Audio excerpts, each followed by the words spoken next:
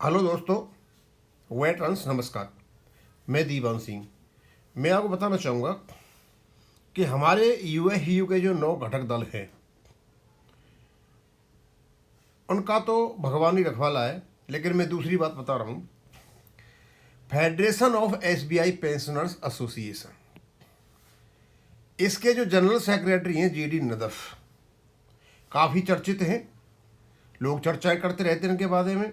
काफ़ी ये एक्टिव भी हैं और ये सीबीपीआरओ के जॉइंट कन्वीनर भी हैं आचार्य साहब के साथ। इन्होंने एक लेटर लिखा यूएसबीयू के 9 कंस्टिट्यूएंट्स के लिए, उनके नाम भी यहाँ पर लिखे हुए इन्होंने। और लेटर था उनका पेंशन अपडेशन, बैंक पेंशनर्स के लिए, फैमिली पेंशनर्स के लिए और यूनिफॉर्म डीए जो नेशनल पैटर्न का है बेस ईयर 2016, उसके बारे में उन्होंने लिखा। उन्होंने कहा कि हमने पहले भी आपसे कम्युनिकेट किया है, उसका संदर्भ भी दिया और साथ में उन्होंने यही बताया कि अपग्रेडेशन पर्सन का हो और डीएसएनआर रिलीफ का ये भी हो। आगे उन्होंने बताया चेंज ऑफ बेस ईयर, सारी बातें जो उन्होंने बताई थी, कैलकुलेशन वगैरह करके बताया कैसे बताया। और साथ में उन्होंने आगे बढ़ते हुए जब लेटर आया इनका, तो इन्हें बताया कि जो सेंट्रल गवर्नमेंट है उसने आरबीआई, नाबार्ड और जो पब्लिक सेक्टर के जनरल इंश्योरेंस कंपनी, उनके अभी पेंशन अपडेशन हुए हैं, उनका सैलरी रिवीजन हुआ है 1/11/2022 से। और सारी चीज़ें उन्होंने बताई कि उनको प्रॉपर तरीक़ा से जैसा होना चाहिए था वैसा हो गया है, लेकिन यहाँ अभी तक कुछ भी नहीं हुआ है, उन्होंने ये बताया। और आगे चल के उन्होंने यही बताया कि वो इस बात से बहुत खुश थे कि पहले जो ये कर रहे थे, जो नेशनल लेवल का जो डीए पैटर्न दे रहे थे, उस बार इस प्रकार दे रहे थे जैसे इनके आईबीए और यूएसबी की मीटिंग में एक बार कहा गया था कि हम आपको नेशनल लेवल का पैटर्न तो ये दे देंगे, न्यूट्रलाइजेशन कर देंगे, लेकिन कॉस्ट इफेक्टिव होना चाहिए, मतलब कॉस्ट न्यूट्रल होना चाहिए, उसकी कॉस्ट नहीं बढ़नी चाहिए। ये इस प्रकार की बात आई थी, लेकिन ऐसा यहाँ पर कुछ भी नहीं हुआ। और कुछ इनके पॉइंट्स हैं, उनको मैं पढ़ के बता देता हूँ। In this connection our view points are agenda, जो सारी बातें इनके करके बताई। तो नदफ साहब, ये तो मैं पढ़ूंगा बाद में, पहले मैं आपको बता देता हूँ। आप जिन लोगों को लेटर लिख रहे हो, इसे हम यूएफबीयू कहते हैं, United forum of bank unions. आप जो कुछ भी इनसे कह रहे हो, इनके जू तक नहीं रहेगी, क्योंकि ये लोग बेशर्मी की उस हद को पार कर चुके हैं जहां इन पर लेटर तो एक छोटी मोटी चीज है, इनको किसी भी चीज का असर नहीं होगा।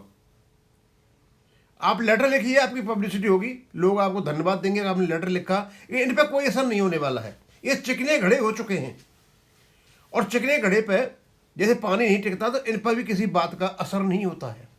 हाँ, इन पर असर होता है 5 डे बैंकिंग का। इनको पता है 5 डे बैंकिंग का हम ज़्यादा पब्लिसिटी करेंगे तो इनको ज़्यादा पैसे आएंगे। और अभी और एक 12 फरवरी को इनकी एक हड़ताल है, केवल हड़ताल। ये जो कम्युनिस्ट है एक बार साल में एक बार करते हैं वर्कर्स के नाम पर, शायद ये वही हड़ताल होगी सबको मिला करके। इनको कोई चिंता नहीं है किसी भी चीज़ की, इनको सिर्फ ये है कि ये दिखाना चाहते हैं कि हम क्या कर रहे हैं। और हड़ताल में इनकी चलती फलती कुछ नहीं है। आज तक एक भी चीज़ ये रोक पाए गवर्नमेंट की तो मुझे बता दीजिए। ना तो गवर्नमेंट की रोक पाए, और नए अपनों के हैं और नए परायों के। ये तो अलग प्रकार का एक ऐसा ग्रुप है। खैर चलो, मैंने आपको बता दिया, और आप भी एक असलियत जानते हो।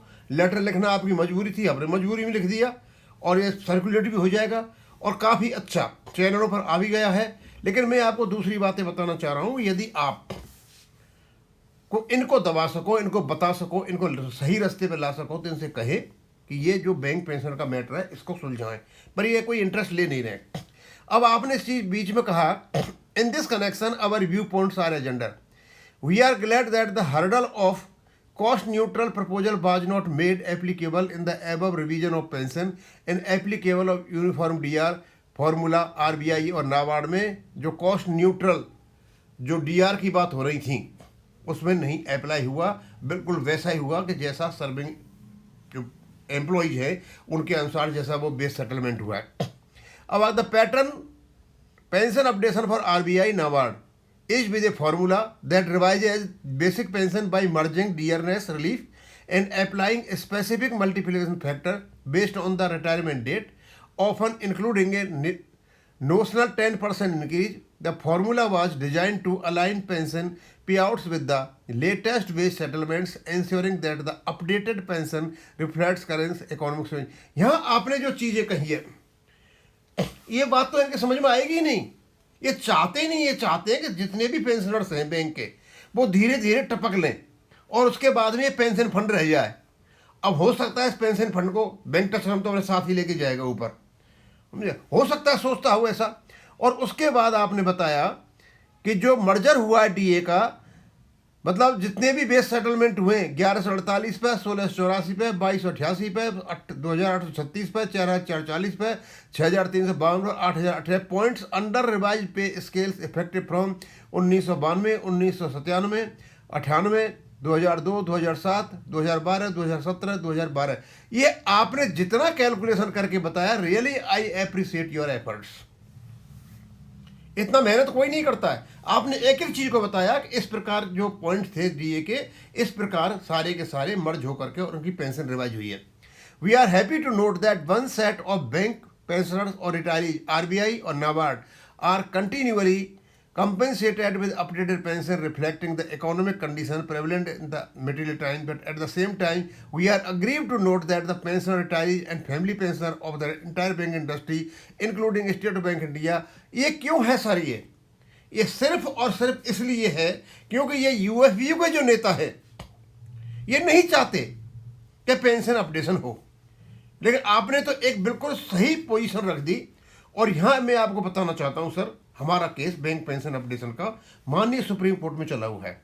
सीबीपीआरओ के आप जॉइंट कन्वीनर हैं, आचार्य जी आपके साथ हैं। आचार्य जी बैंक पेंशन अपडेशन में सुप्रीम कोर्ट में हमारे साथ हैं। हम आपसे रिक्वेस्ट करते हैं आचार्य जी को बताएं कि इनका जो सिनॉप्सिस गया हुआ है सुप्रीम कोर्ट में वो डिफेक्टिव है, ये उसको ठीक करें। इतना तो आप करा ही सकते हो। आपने लेटर लिख दिया, we are happy that you have taken this particular matter in your hand और you are written letter to them. अब वो माने नहीं माने, में तो पहले कहा था वो एक हद, ऐसी हद को पार कर चुके हैं कि वहाँ चिकने खड़े हो गए हैं, इन पर कोई असर नहीं होता, ऐसे लेटर वगैरह होगा। उसके बाद आपने लिखा है we are confident that constituent with units of UFB would speed up serious negotiation with IBA. ये कभी भी सीरियस नेगोशिएशन नहीं करेंगे, कभी भी नहीं करेंगे। इनको आईबीए बचाता है, ये आईबीए को बचाते हैं और इनका धंधा चला हुआ है आराम से। और अब इन्होंने धंधा पकड़ लिया है स्ट्राइक का। अब स्ट्राइक का स्वाभाविक सी बात है कि इनके पास पैसे का तो अनाप शनाप पड़ा हुआ है ये। अब इनको घूमने का, आने का, जाने का जो कुछ होगा साथ होगा, लेकिन ये बैंक पेंशन अपडेशन पर कुछ नहीं करेंगे, ये झूठ बोलते हैं बस से। The revision in pension, family pension is essential as there imperative need to align compensation. बिल्कुल सीनियर सुपर सीनियर लोगों के लिए पैसों की जरूरत है, हेल्थ केयर की जरूरत है, दुनिया भर की जरूरत है। लेकिन नहीं सर, ये कुछ भी नहीं होना है। आपने बहुत अच्छा लेटर लिखा, हम आपको अप्रिशिएट करते हैं, धन्यवाद भी देते हैं। लेकिन चलो, आपने इनको ध्यान तो दिलाया कि तुम्हारा राजधर्म क्या है, तुम्हारी ड्यूटी क्या है। लेकिन आपने जो कुछ लिखा और जो यहाँ पर फैक्ट्स दिए, we are happy with that.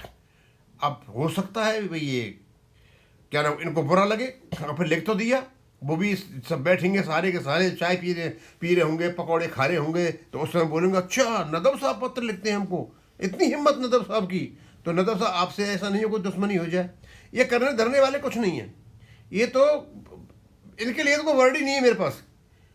मतलब जो अकर्मण्य आदमी होते हैं ना, अकर्मण्य, और जो मतलब सैडिस्टिक आदमी होते हैं, जो दूसरों को मतलब दुखी होकर के खुश होते हैं, ये उस प्रकार के लोग हैं। तो ये सर सारी की सारी उनको बता भी क्या सकते हैं हम।